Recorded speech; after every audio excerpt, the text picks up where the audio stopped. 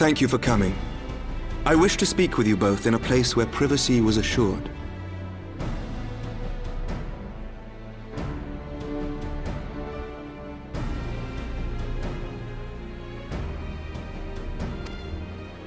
We quite understand.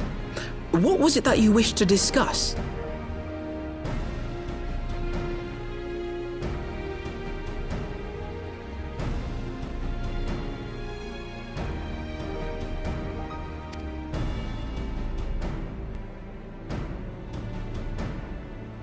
With my father's passing, the seat of the Archbishop lies vacant. And so, in accordance with canon law, I have assumed his responsibilities. I should stress that this is a temporary measure. It was never intended that the Lord Commander of the Temple Knights serve in this capacity indefinitely. Quite the opposite.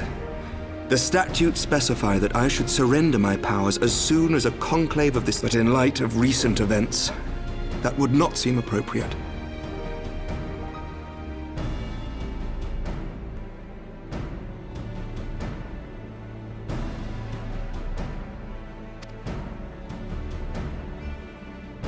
I confess I did not expect you to divulge quite so much quite so soon. The details of the Archbishop's plans, perhaps, but the true origin... I too had concerns. But when the Warrior of Light is witnessed returning to the capital upon the... Mayhap I could have concealed certain details, but for how long? And at what risk? Should the truth have come to light in the meantime, how would the people... After 1,000 years of lies and secrecy, I could not well abuse their trust and hope to be believed. The time for deception has passed.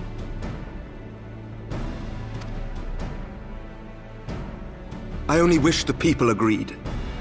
That some would deny the truth I had anticipated, but not this many. And among the few who acknowledged that my father had to be stopped, no small number questioned our methods.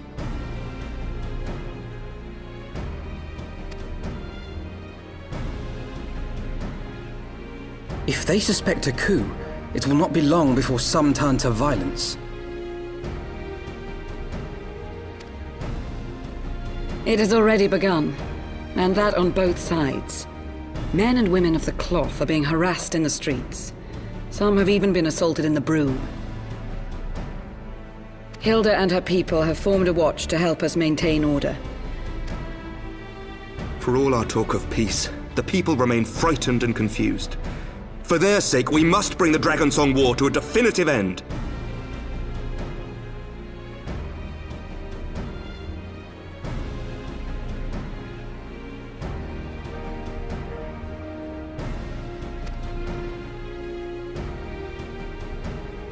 And we should be glad to help you, Sir Emmerich.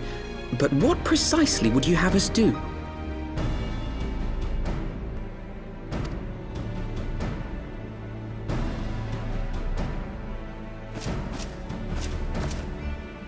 We wish to treat with the dragons of Annex Trine. To that...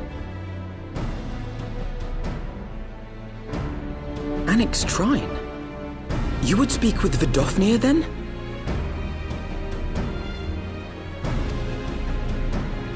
We must needs open a dialogue between our peoples. Acting as my representative, Lucia will extend an invitation to their leader, that she might visit us here in Ishgard. Were she still with us, I would of course have beseeched Isel's assistance in this matter.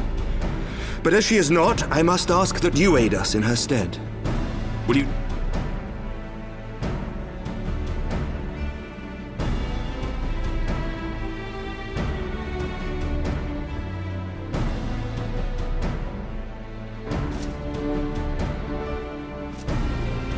Thank you, my friends.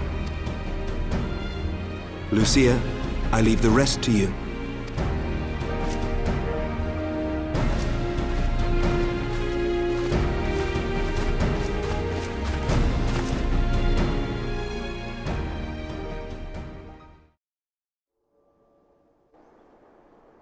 In the wake of the Archbishop's fall, the nation of Ishgard trembled, the faith of her people shaken to its very core.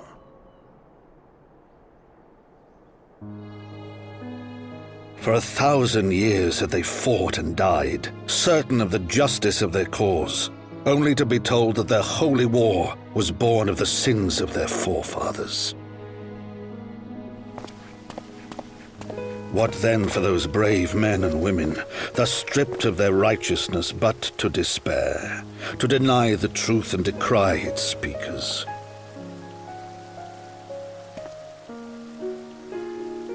And what then for those whom they defamed but to hope on, to have faith in a brighter tomorrow?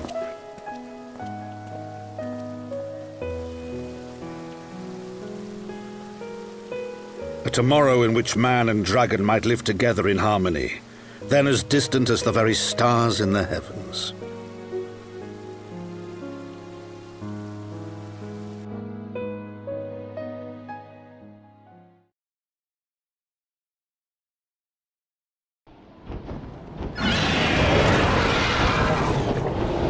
Yet while we dared to hope, deep within his lair the enemy lay, gathering his strength. Nidhogg, now possessed of his 2 eyes and the body of the Azure Dragoon, prizes to which he had laid claim at the very hour of the hero's triumph.